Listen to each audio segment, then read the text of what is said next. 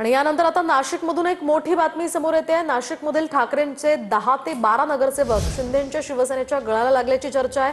अनेक नगरसेवकांच्या वरिष्ठ नेत्यांसोबत बैठकाही पार पडल्याची माहिती सूत्रांनी दिली आहे। प्रभागनिहाय 5 कोटींचा विशेष निधीचं आमिष दिल्याचीही चर्चा सुरू झाली आहे। दरम्यान ठाकरेंच्या शिवसेनेतील एका मोठ्या नेत्याच्याही पक्षांतराच्या चर्चा आहेत। शिंदेंच्या शिवसेनेकडून संघटन विस्तारासाठी हालचालींना वेग देण्यात येतोय।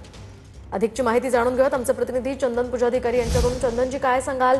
नाशिकमधील ठाकरेंचे 10 ते 12 नगरसेवक शिंदेंच्या शिवसेनेच्या गळाला लागल्याची चर्चा आहे। निश्चितपणे आपण बघतोय की गेल्या काही दिवसांपासून महाराष्ट्रामध्ये ज्या पद्धतीनं ऑपरेशन टायगर सुरू आहे, अगदी त्याच पद्धतीनं आता नाशिकच्या महापालिका नगरसेवकांना देखील शिंदेंच्या शिवसेनेकडून गळ टाकला जातोय।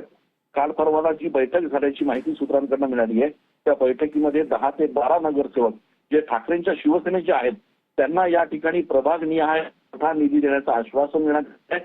आणि ठाकरेंच्या शिवसेनेचे बडे नेते जे नाशिकमध्ये ठाकरेंच्या शिवसेनेचे सगळ्यात मोठे नेते समजले जातात, त्या 4-5 नेत्यांना देखील या ठिकाणी शिंदेंच्या शिवसेनेत आणण्याचे प्रयत्न सुरू आहेत। त्याच्यामुळे येणाऱ्या दिवसांमध्ये नाशिकमध्ये देखील ऑपरेशन टायगर पार पडणार का, अशी चर्चा सध्या सुरू आहे। नक्कीच धन्यवाद चंदनजी दिलेल्या या सविस्तर माहितीसाठी।